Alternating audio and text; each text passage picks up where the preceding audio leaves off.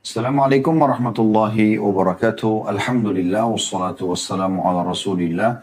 Segala puji dan puja kehadirat Allah Subhanahu wa taala, juga salawat dan taslim kepada Nabi besar Muhammad sallallahu alaihi wa ala alihi wa sahbihi wasallam.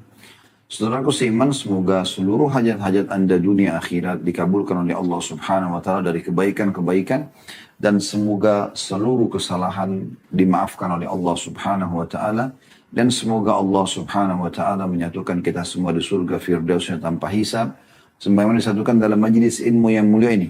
Dan tidak pernah lupa kita doakan agar negara kita menjadi negara yang aman, tentram, damai, seluruh umat Islam di bawah naungan ukhuwah Islamiyah. Dalam hal ibadah mereka kembali kepada Al-Quran dan Sunnah, dan semoga Allah melunasi utang negara kita dengan semudah-mudahnya. Allah bukakan semua pintu-pintu rezeki dan kekayaan, serta Allah berikan petunjuk para pemimpin kita agar selalu berlaku adil dan juga sesuai dengan apa yang Allah Subhanahu wa taala inginkan. Allahumma amin. Baik, di hari Kamis seperti biasa kita akan melanjutkan bedah buku kita, dan ini pertemuan yang kedua di bedah buku ini dengan judul Kuni Zaujatan Najihah. Artinya, jadilah istri yang sukses. Kalau diterjemahkan oleh penerbit di sini, menuju rumah tangga bahagia. Ya. Yang ditulis oleh Dr. Najla As-Sayyid Nail. Ya.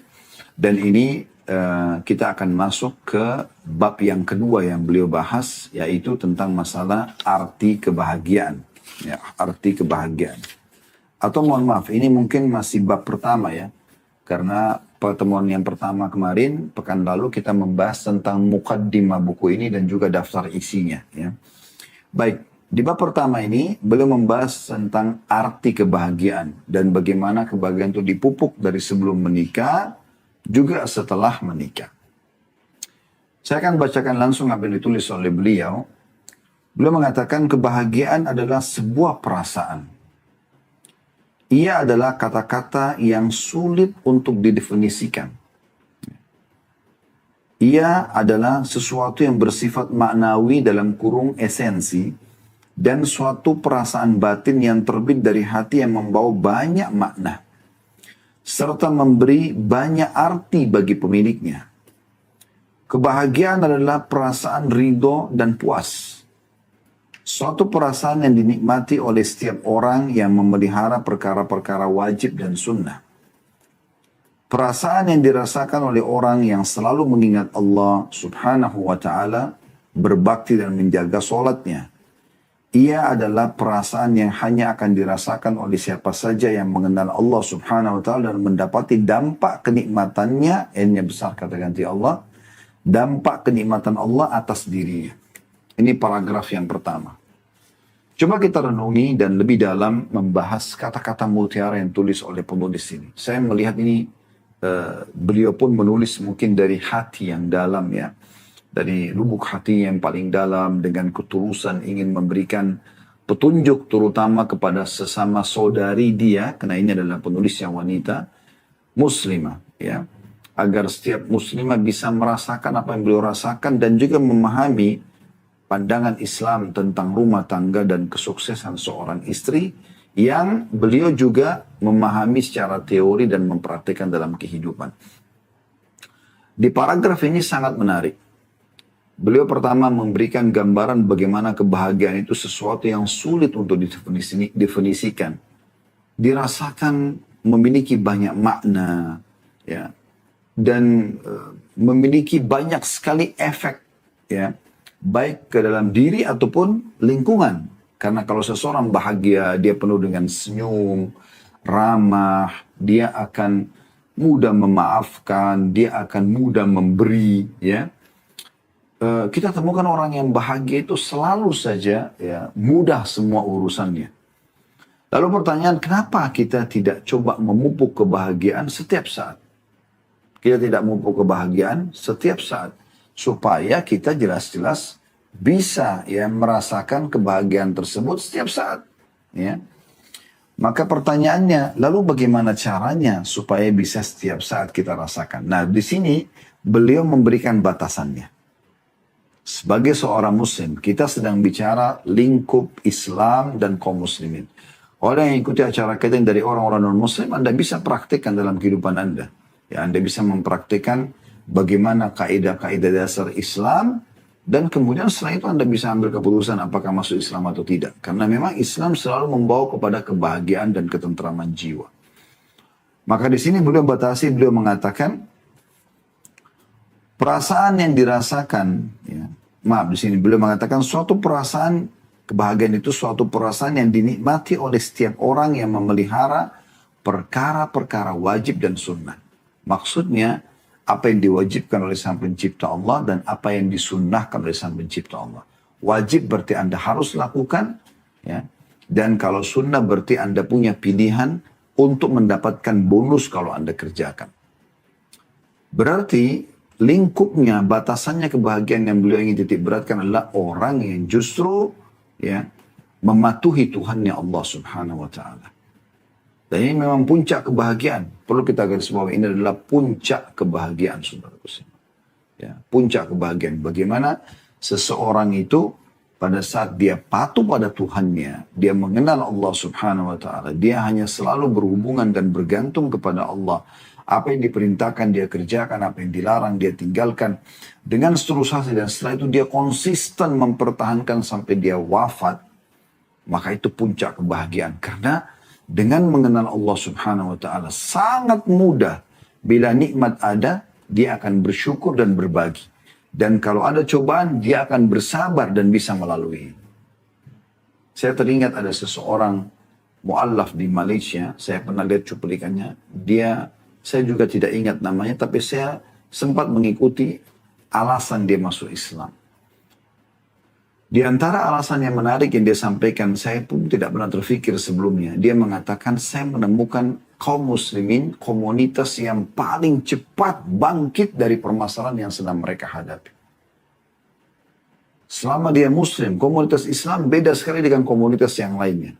Komunitas yang lain, pada saat mereka, ya, ada masalah apalagi berat, larinya kepada bunuh diri, larinya kepada justru, ya, merusak fisiknya, merusak masa depannya, merusak namanya, pelampiasannya buat kriminal, bahkan dia akhirnya keluar bolak-balik penjara, dan itu yang terjadi.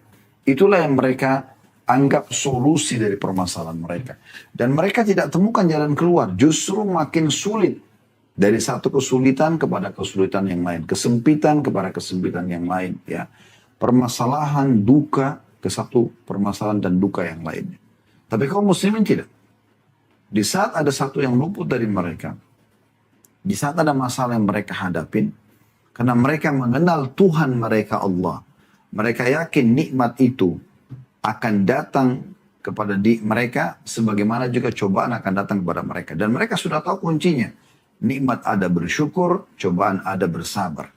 Dan itu Nabi SAW gabungkan dalam sebuah hadis yang masyhur. Sering kita ucapkan hadis ini dan kita sampaikan kembali. Kata Nabi SAW, ajaban di amri mu'min. Sungguh mengagumkan perkara orang mukmin. Wala yakunu dzalika illa li mu'min. Dan itu tidak dimiliki kecuali orang beriman. In asabahu sarra syakar. Kalau diberikan nikmat dia bersyukur. Wa in asabahu dharra sabar. Kalau diberikan cobaan dia akan bersabar. Jadi memang satu hal yang luar biasa bisa membawa seseorang bisa selalu merasa bahagia dalam keadaan nikmat ada dan keadaan cobaan pun ada, maka itu hanya orang-orang yang beriman, orang-orang muslim yang sejati. Nabi SAW kalau datang pada beliau nikmat Allah, maka beliau mengatakan alhamdulillahilladzi bi ni'matihi tatimmus shalihat. Segala puji bagi Allah yang dengan nikmat dan karunia darinya semua kebaikan bisa tersempurnakan, ya, terjangkau. Kemudian kalau ada musibah, ada cobaan, maka Nabi SAW mengatakan apa? Alhamdulillahi ala kulli hal. Segala puji bagi Allah dalam setiap keadaan. Coba bayangkan. Dalam keadaan cobaan, Nabi SAW justru masih bisa bersyukur kepada Allah SWT.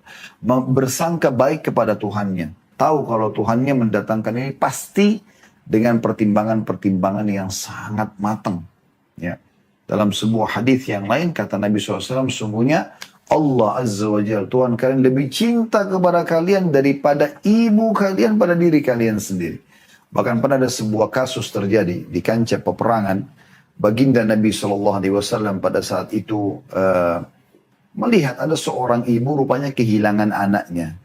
Maka ibu ini bolak-balik di tawanan perang dari anak-anak kecil. Diangkat, dibalik, bukan anak ditaruh lagi. Terus begitu. Sampai akhirnya dia menemukan anaknya. Dia menemukan anaknya. Pada saat dia menemukan anaknya, tiba-tiba langsung dia peluk di kancah peperangan, lagi cuaca panas, debu berterbangan. Ibu ini sudah tidak peduli lagi. Ibu ini langsung saja ya memeluk anaknya dan menyusuinya. Tentu tertutup, tidak nampak gitu ya. Maksudnya tidak nampak, ini ditaruh di dalam pakaian beliau. Maka Nabi SAW berkata kepada para sahabat, apakah kalian lihat bagaimana ibu itu pada anaknya? Dan apakah kalian, atau bagaimana pendapat kalian kalau seandainya kita bakar api, buat api unggun misalnya. Lalu kita minta ibu itu melempar anaknya ke api tersebut. Apakah ibu itu akan melakukannya? Kata Nabi SAW, kata para sahabat, tentu tidak ya Rasulullah. Artinya tidak ada seorang ibu mau melempar anaknya ke dalam api, itu mustahil gitu. Maka kata Nabi SAW, ketahuilah Tuhan kalian Allah lebih cinta kepada kalian daripada ibu itu kepada anaknya. Allah nggak ingin kita celaka. Allah selalu ingin kebaikan buat kita. Dan banyak bukti kasih sayang Allah subhanahu wa ta'ala. Terlalu banyak buktinya. Di antara buktinya orang kalau berbuat amal soleh sedikit saja, Allah berikan pahala berlipat-lipat ganda. Ya. Sebagaimana Allah mengatakan dalam Al-Quran, A'udzubillahi minasyaitonir rajim, man ja'a bil hasanati falahu asyru amsalihha. Siapa yang mengerjakan satu kebaikan akan dilipat gandakan 10 kali lipat, 10 kali lipat. Ini bukan main-main, ya. 10 kali lipat ini teman-teman sekalian pahala. Jadi kalau misalnya Anda buat satu kebaikan, maka seperti yang dilakukan 10 kali lipat. Padahal sebenarnya Anda kerjakan cuma satu. Itu dijelaskan dalam hadis Nabi SAW, man hamma bihasanatin walam ya'malha. Siapa yang baru niat mengerjakan satu kebaikan dan dia belum mengerjakannya, maka kutiba lahu hasanatun kamilah. Dicatatkan baginya satu pahala lengkap. Fa'in amilaha kutiba lahu asyru adha'afiyah. Kalau dia kerjakan apa yang sudah diniatkan dari kebaikan, maka dicatatkan baginya 10 kali lipat. Ya. Bahkan dalam beberapa riwayat atau dari riwayat yang dikatakan ila sab'amiyah du'fin, sampai 700 kali lipat, tergantung kadar keikhlasan dia. Sebaliknya, waman hamma bisayyi'atin walam ya'malha, siapa yang niat mengerjakan satu pelanggaran dan dia tidak mengerjakannya, dia membuat dosa tapi dia batalkan karena Allah, kutiba lahu hasanatun kamilah, catatkan baginya satu pahala lengkap. Fa in amila kutiba lahu sayyi'atun wahidah. Kalau dia kerjakan dosa yang sudah diniatkan, cuma dicatatkan satu dosa saja. Coba bayangkan bagaimana rahmat dan kasih sayang Allah subhanahu wa ta'ala. Maka orang beriman beda kondisinya, ya. Makanya beliau kasih batasan dari sini. Beliau mengatakan perasaan kebahagiaan yang baru kami rincikan tadi, yang dirasakan oleh orang yang selalu mengingat Allah subhanahu wa ta'ala, berbakti kepada Allah, menjaga sholat yang merupakan hubungan dia dengan Tuhannya. Ia adalah perasaan yang hanya akan dirasakan oleh siapa saja yang mengenal Allah subhanahu wa ta'ala dan mendapati dampak kenikmatannya Allah pada dirinya. Ini paragraf pertama. Selanjutnya kata beliau, manusia hanya akan mendapatkan kebahagiaan itu dalam lingkupnya. Perhatikan, ini kata penulis. Amal soleh, sibuk dari sholat ke sholat, dari sedekah ke sedekah, dari baca Quran ke baca Quran, dari zikir ke zikir, dari doa ke doa, bakti orang tua ke bakti orang tua, terus. Di situ kebahagiaan itu. Kesehatan. Dan tubuh sehat yang menopangnya untuk membela kebenaran, membantu orang lain, dan merealisasikan kesuksesan dan pertemanan yang baik. Kebahagiaan hanya akan dirasakan manusia dalam cinta yang tulus, kehidupan yang baik, dan anak-anak yang saleh. Kebahagiaan akan dirasakan suami pada istri soleha yang apabila dipandang menggembirakan, apabila disuruh mentaati, dan apabila ditinggal bepergian menjaga harta dan kehormatannya. Kebahagiaan akan dirasakan istri pada suami saleh, penuh cinta yang senantiasa menjaga dirinya dan bertakwa kepada Allah subhanahu wa ta'ala. Kebahagiaan keduanya akan semakin bertambah dengan lahirnya anak-anak saleh yang berbakti dan mendoakan mereka. Ini paragraf selanjutnya. Beliau lebih dalam masuk lagi merincikan tentang masalah kebahagiaan itu bisa dirasakan dari cinta yang tulus. Maksudnya tulus, ikhlas dari hati. Bukan karena terpaksa.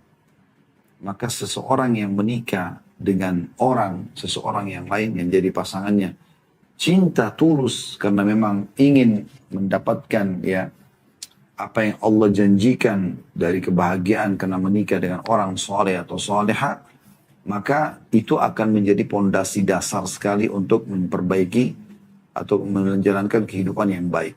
Ya.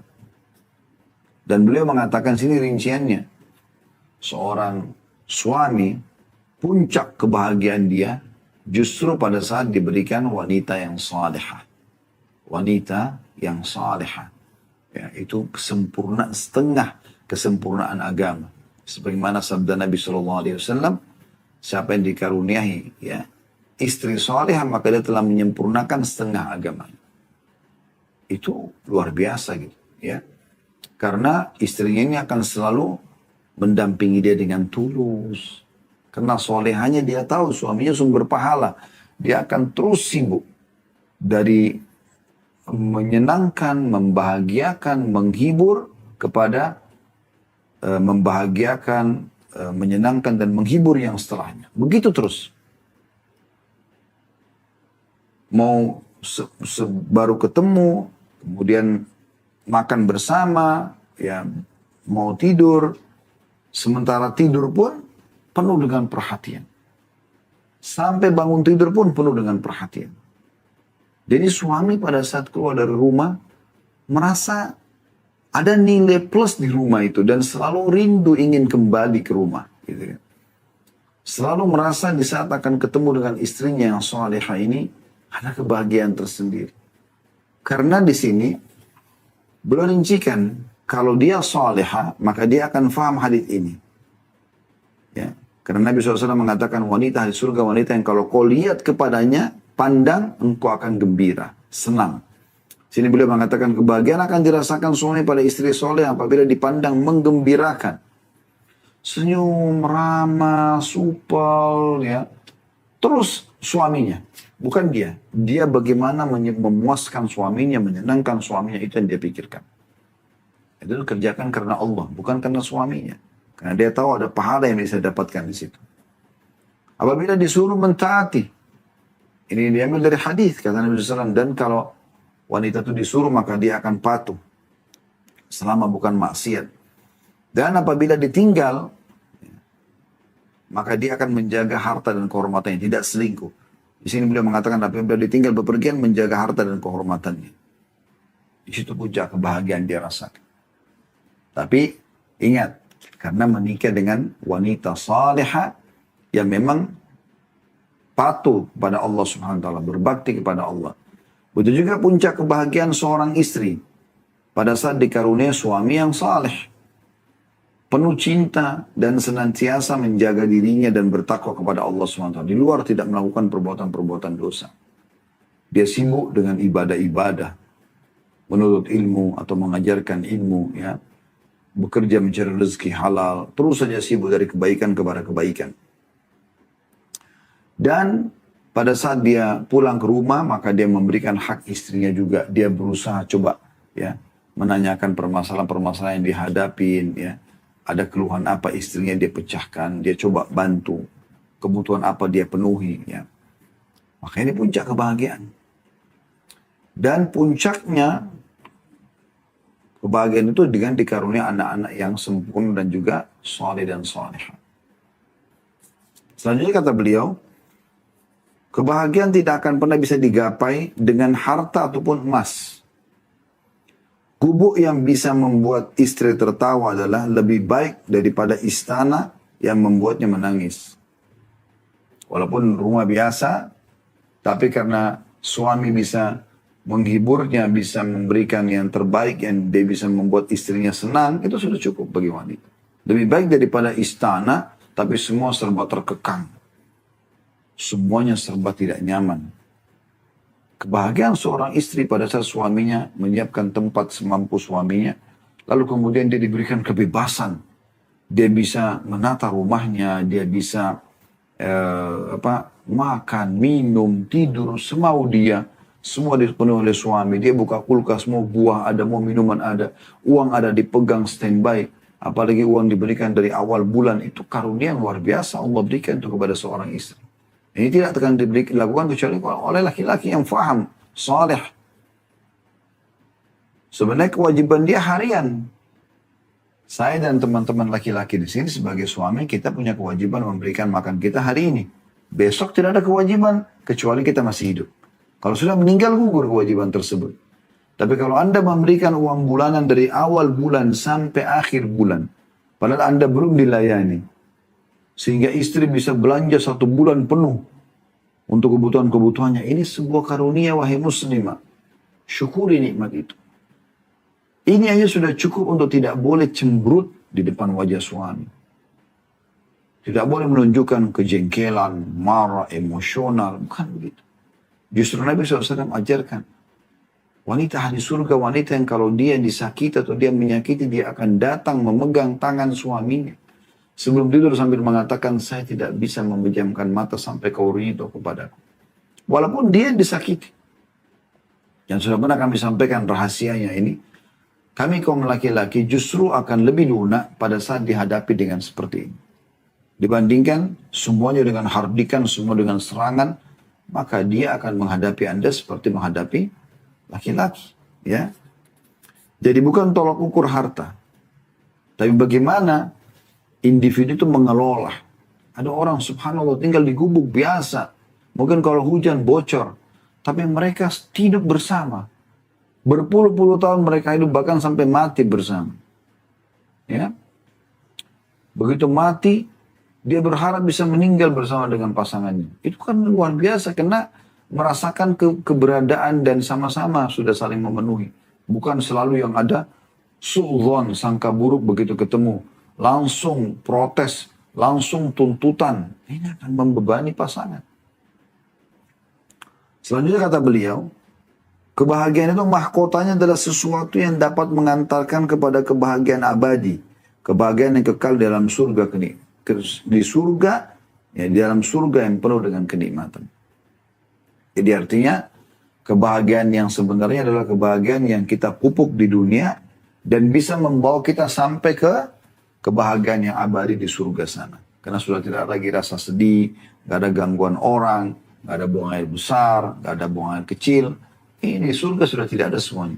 Sebagaimana Nabi SAW bersabda seperti itu. Orang yang masuk di surga tidak akan pernah habis masa mudanya. Tidak akan tidak akan rusak ya pakaiannya. Ya, tidak ada lagi buang air besar, tidak ada buang air kecil, tidak ada beringus, tidak ada meludah. Makanan yang dimakan dan minuman yang tidak dibutuhkan oleh tubuh mereka akan keluar dalam bentuk keringat yang lebih wangi dari kasturi. Lebih wangi dari kasturi. Ini Anda bisa ikuti ceramah kami di bedah buku Rasulullah SAW cerita tentang surga dan neraka. Jadi itu kebahagiaan yang lain beliau katakan. Jadi selain suami dan istri mendapatkan pasangan yang soleh dan soleh, lalu disempurnakan dengan anak-anak yang soleh, juga tolak ukurnya bukan harta. Tapi walaupun digubuk, yang penting bisa tersenyum, tertawa, merasa puas, merasa senang. Dan kebahagiaan selanjutnya, beliau mengatakan di paragraf selanjutnya, ya, kebahagiaan yang sebenarnya juga yang bisa membawa kepada kebahagiaan yang abadi. Sebagaimana bersama di dunia, bersama juga di akhirat. Selanjutnya beliau mengatakan kebahagiaan yang tersimpul dalam romantika keluarga tentu lebih baik daripada kebahagiaan yang terwujud dalam harta dan kemasyhuran. Sebab menggapai ridha Allah SWT itu adalah tujuan yang tertinggi. Kebahagiaan dalam keluarga itu adalah salah satu dari anak-anak tangga kebahagiaan abadi. Ya, jadi ada orang subhanallah dengan teman-temannya santun, ramah, tapi kalau dengan pasangannya luar biasa, jahat. Nah ini nggak benar. Harus dia lebih santun lagi dengan suaminya, santun dengan istrinya. Kemudian beliau mengatakan saudariku yang tercinta. Ini dipanggil muslimah. Kalau Anda pun adalah laki-laki ikuti acara ini, tentu Anda juga layak untuk mendengarkan karena ini Anda punya istri, Anda punya ibu, Anda punya tante, Anda punya saudari, Anda punya anak perempuan yang bisa Anda nasihati. Kata beliau sini penulis, kebahagiaan adalah harapan setiap orang yang berakal. Jadi semua orang yang berakal pasti mau bahagia. Maka dari itu kejar dan carilah ia bersama suamimu, anak-anakmu, keluargamu dan tetanggamu. Dan semua teman pergaulanmu. Yang harus semuanya itu baik, sehat sesuai orang-orang yang dekat dengan Allah.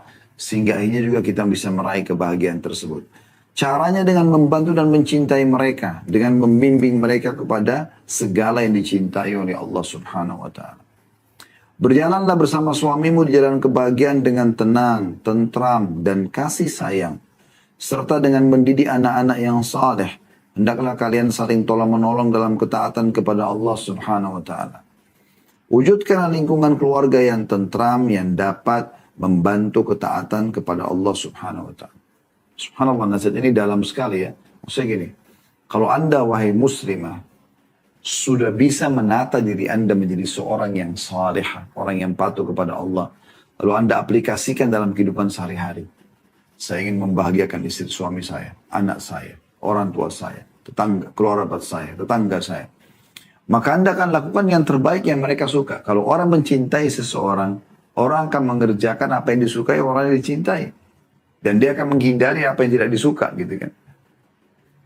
Maka anda akan terus sibuk membahagiakan suami, membahagiakan anak, membahagiakan keluarga, membahagiakan ya tetangga misalnya. Tentu dalam koridor syar'i yang dibolehkan. Maka ini hal yang luar biasa.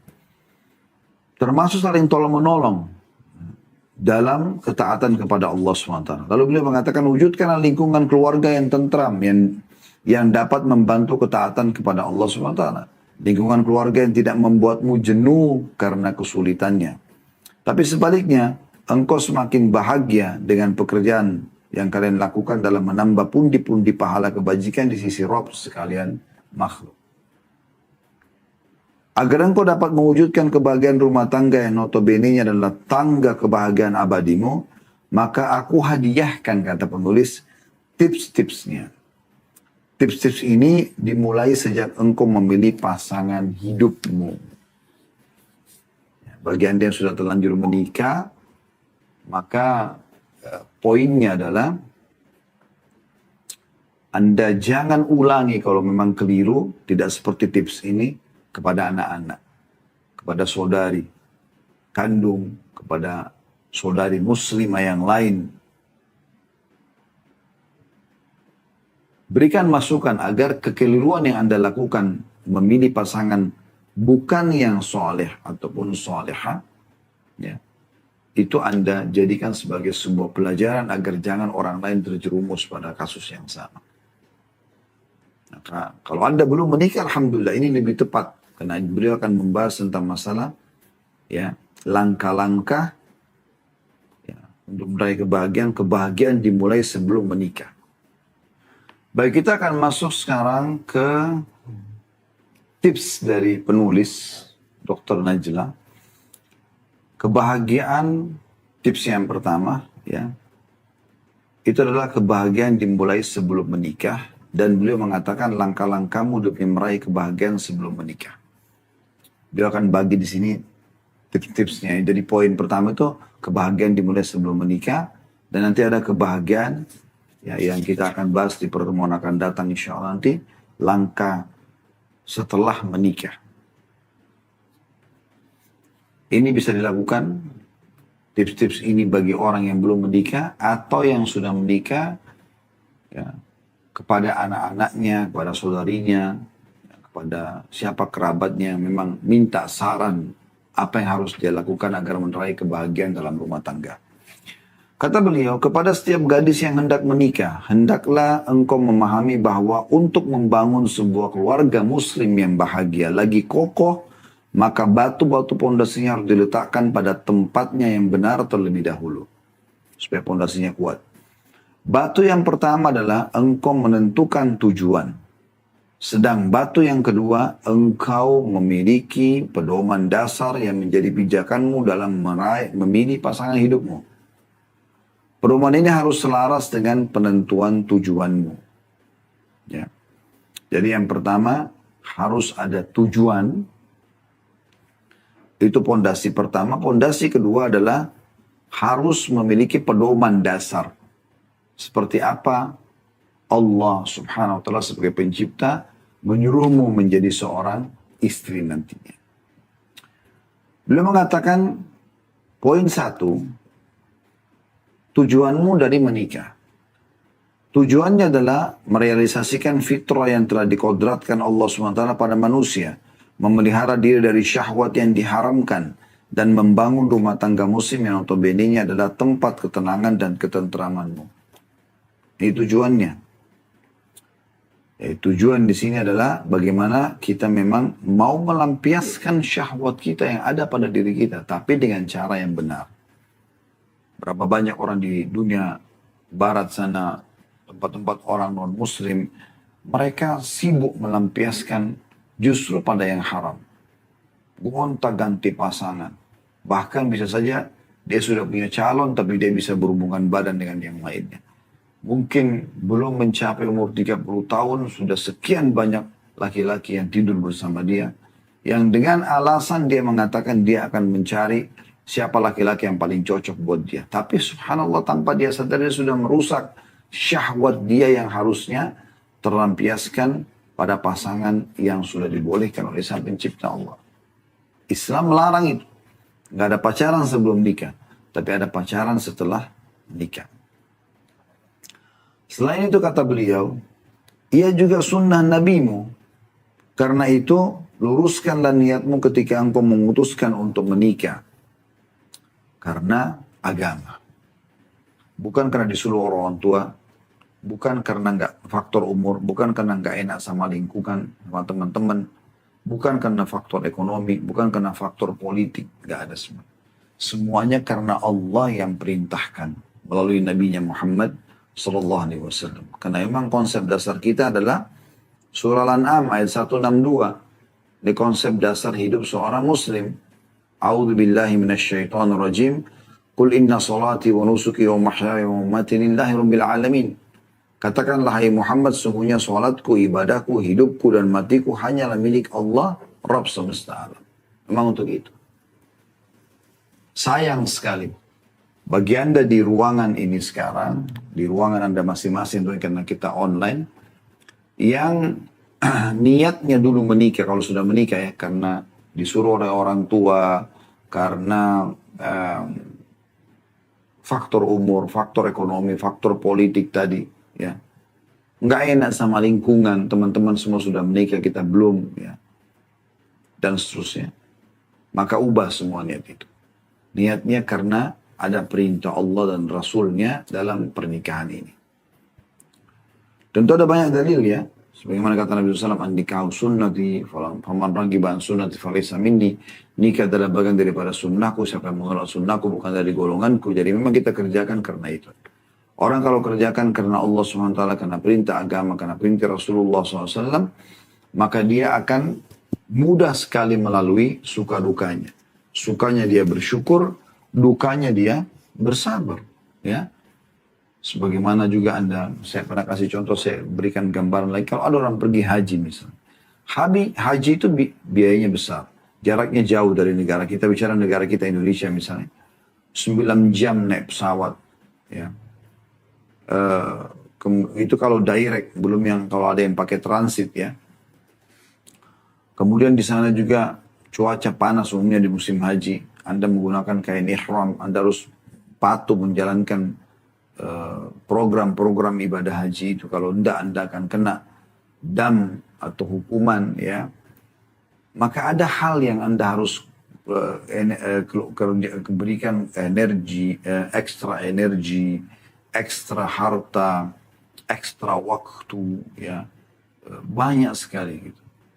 Tapi subhanallah, orang yang ikhlas karena Allah, kita akan temukan selepas haji ditanya mau haji lagi nggak, jawabannya mau. Ya. Dan kalau ditanya ya,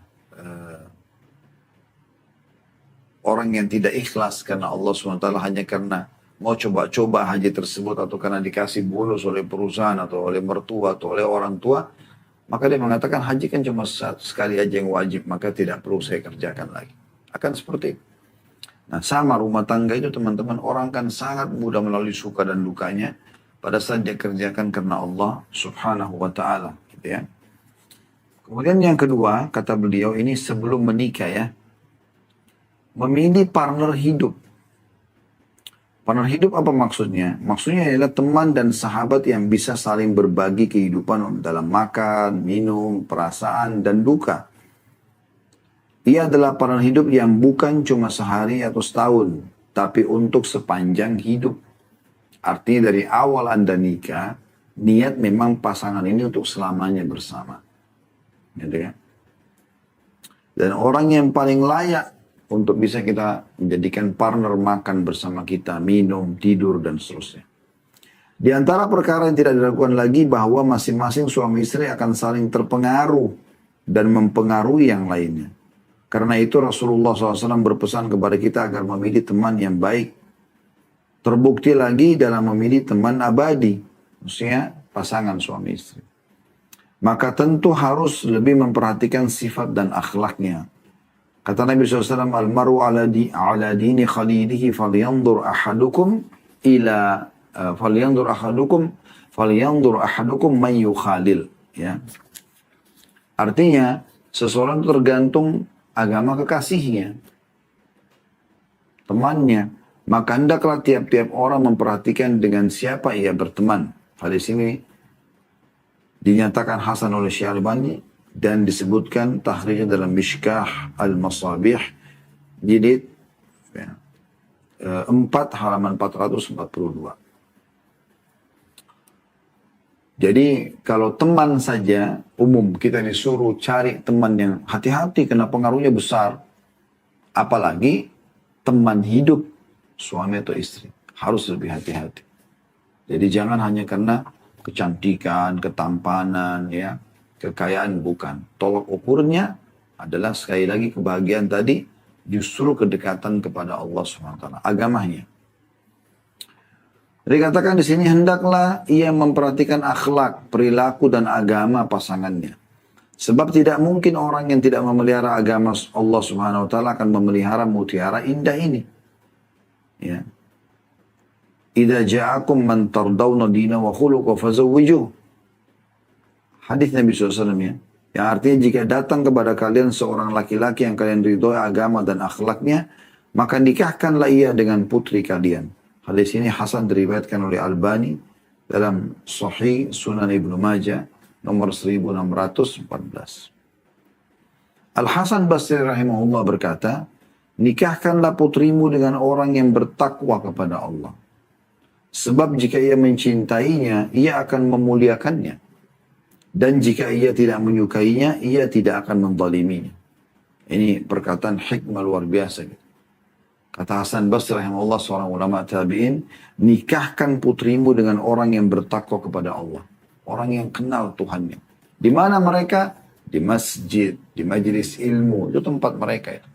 Akan bergerak hatinya orang untuk ke masjid, baca Quran di masjid, duduk berzikir.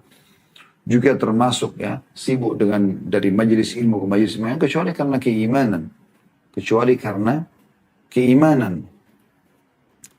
Maka beliau mengatakan, nikahkan anak-anakmu atau putrimu dengan orang yang bertakwa kepada Allah. Sebab jika dia mencintainya, ia akan memuliakannya. Dan jika, tentu dilihat dalam realisasi kehidupan ya. Kita sayangkan banyak sekali wanita, dia hanya jadi tolok ukur itu di lisan. Kapan suaminya suka mengatakan, saya cinta sama kamu, saya sayang sama kamu. Itu dianggap sudah cukup. Itu berarti sudah benar. Nah, harus praktek lapangan. Ada banyak laki-laki tidak suka bicara seperti itu. Tapi dia menunjukkan. Lihat di sekitar Anda. Apa yang dia siapkan sebagai sebuah fasilitas. Itulah bukti cintanya. Tanpa membicara, tanpa ngumbar-ngambir kata-kata gitu. Percuma orang suka ucapin sayang cinta tapi perbuatan sama Anda di sekitar Anda lihat Anda tidak berbahagia, tempat berantakan, tidak ada makanan, tidak ada nafkah, tidak ada minuman, tidak ada pakaian. Tapi kalau Anda lihat di sekitar Anda fasilitas yang sangat luar biasa, Anda sudah bahkan lebih bahagia dibandingkan Maksudnya lebih terpenuhi dibandingkan pada saat Anda bersama dengan ayah atau orang tua Anda. Rumahnya lebih bagus, tempatnya lebih bagus, Anda lebih aman, ada security, ada uang bulanan, ada perlengkapan semua dalam rumah, indah, nyaman, ya. Suami sibuk, selalu mencari titik apa nih yang buat nyaman istri di rumah, supaya dia lebih betah di rumah. Nah itu contoh, itu bukti kecintaan dia. Begitulah orang beriman. Dia akan memuliakan wanita yang dia cintai. Bukan ngombar-ngambil kata. Gitu kan. Nabi SAW ditanya, siapa orang yang paling Anda cintai? Ditanya, bukan beliau sengaja mengucapkannya. Baru beliau mengatakan gitu. Tapi praktek lapangannya beliau sangat menunjukkan bagaimana cinta beliau kepada para istrinya. Dan jika ia tidak menyukainya, ia tidak menzaliminya, tidak akan menyakiti, tidak akan mengatakan, saya tidak suka sama kamu. Enggak. Saya nyesal juga sama kamu. Enggak ada bahasa itu. Kemudian beliau masuk ke subjudul kesetaraan suami istri secara keilmuan dan status sosial. Ini perlu juga diperhatikan pada saat mau menikah ya. Hal ini menjamin akan kedekatan keduanya dari segi pemikiran dan tradisi, serta menciptakan keselarasan di antara keduanya dengan lebih cepat dibandingkan jika keduanya memiliki jarak ilmiah dan sosial yang cukup jauh. Dan hendaklah semua orang tahu bahwa jika kesetaraan dalam agama sudah ada terlebih dahulu, maka semua perbedaan yang lainnya akan ikut sirna. Jadi tolong ukurnya kesetaraan dalam agama dulu. Sama-sama ya dalam pemahaman ya. Dan sama-sama memang mau cinta dengan agama Allah Subhanahu wa taala ini, maka itu sudah luar biasa. Ya. Kemudian masuk dalamnya kesetaraan ekonomi, pendidikan, sosial, ya, fisik. Ini semua sama. Ya.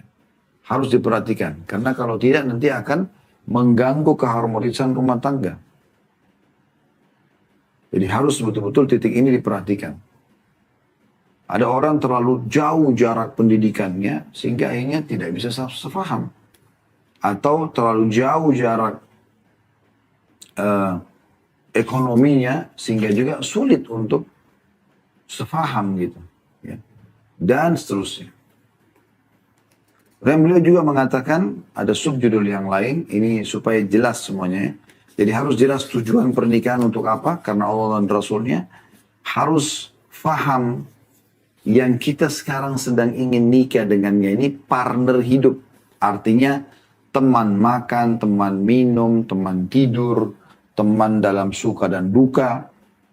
Jadi harus didahulukan orang yang beriman. Cukup hadis Nabi SAW, teman-teman saja secara umum harus hati-hati memilihnya, apalagi kalau teman yang dianggap abadi. Kenapa dikatakan abadi? Karena kalau mereka sudah jadi suami istri di dunia, mereka akan juga suami istri di akhirat. Memang sudah begitu selama mereka tidak bercerai, gitu kan. Kemudian juga perlu diperhatikan oleh seorang calon ya, suami ataupun istri adalah status keilmuan.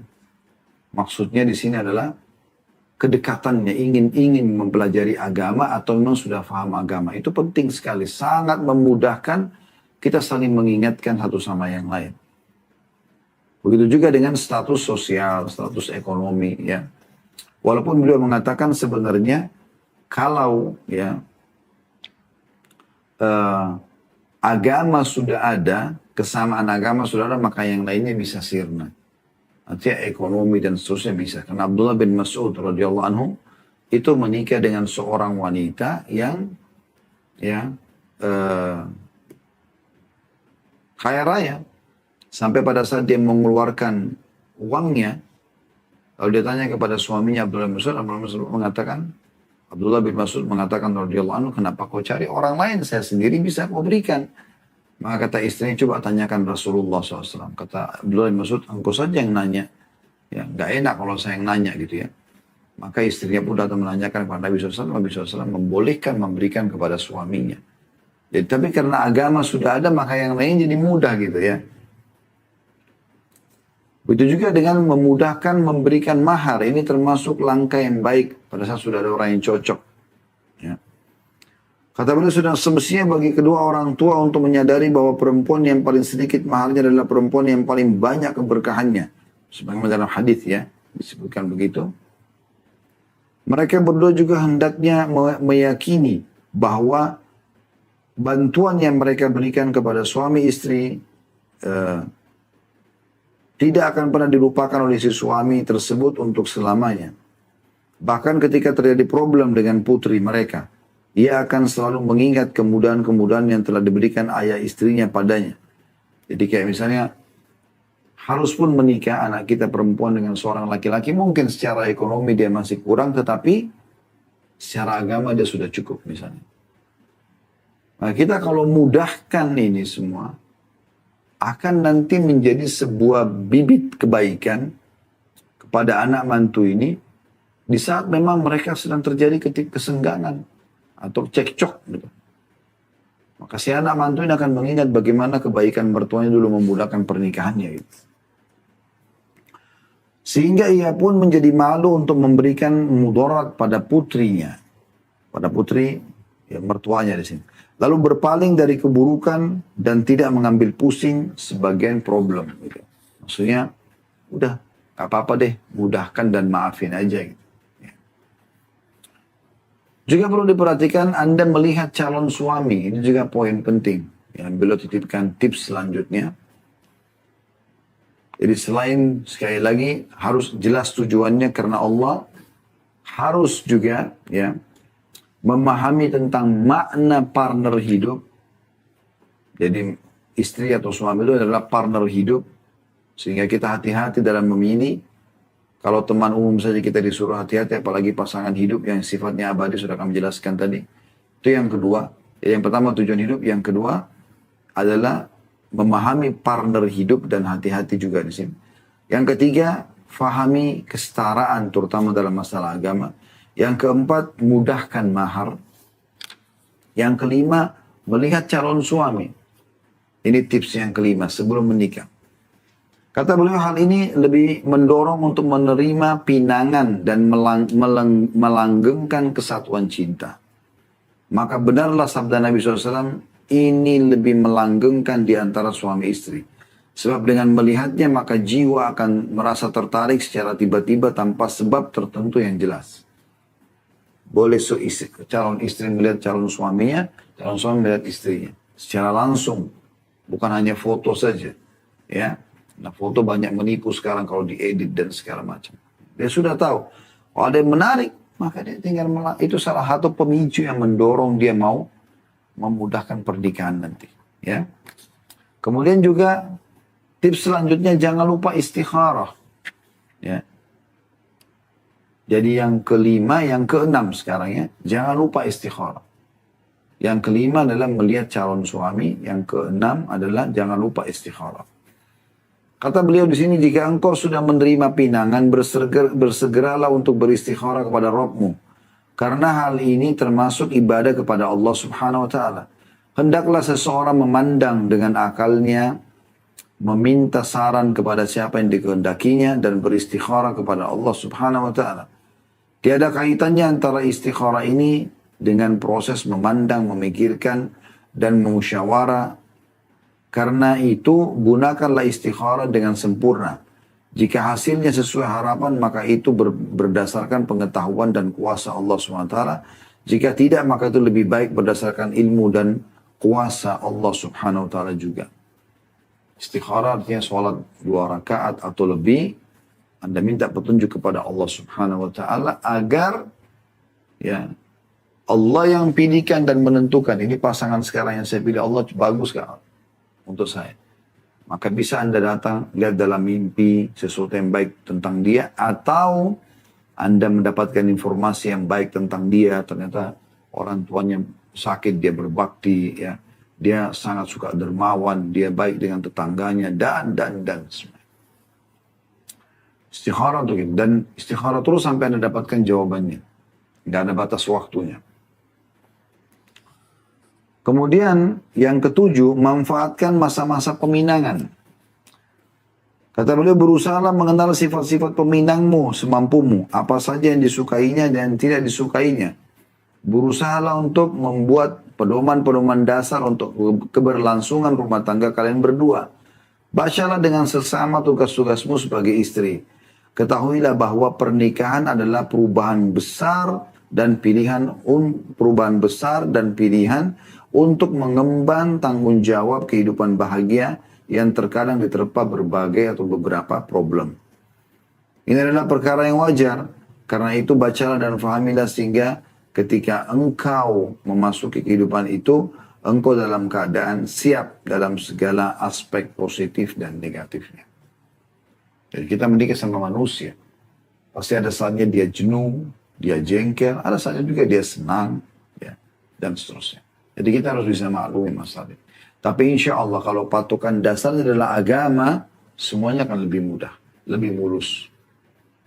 Sebagai penutup teman-teman, dan kita akan buka pertanyaan setelah ini adalah, beliau menulis ada penutup dalam langkah pertama ya, yaitu bagaimana bahagia sebelum menikah. Ini tips-tipsnya. Beliau mengatakan hati-hatilah dan hati-hatilah. Maksudnya, pinangan hanyalah sekedar janji untuk menikah. Pinangan tidaklah menghalalkan yang haram dan tidak mengharamkan yang halal. Karena itu, orang yang sedang dalam masa peminangan tidaklah boleh berduaan atau berbaur kecuali dalam batas-batas keperluan saja. Kayak misalnya si laki-laki datang ke rumah mempelai perempuan ini, calon perempuan, dan ketemu sama orang tuanya lalu menanyakan beberapa hal. Kalau masih butuh untuk ngobrol sama si perempuan ini, ngobrol di depan walinya, tanya di depan keluarga yang jadi jelas, gitu kan. Bukan berduaan sehingga terjadi pelanggaran agama. Nah ini yang dimaksud di sini.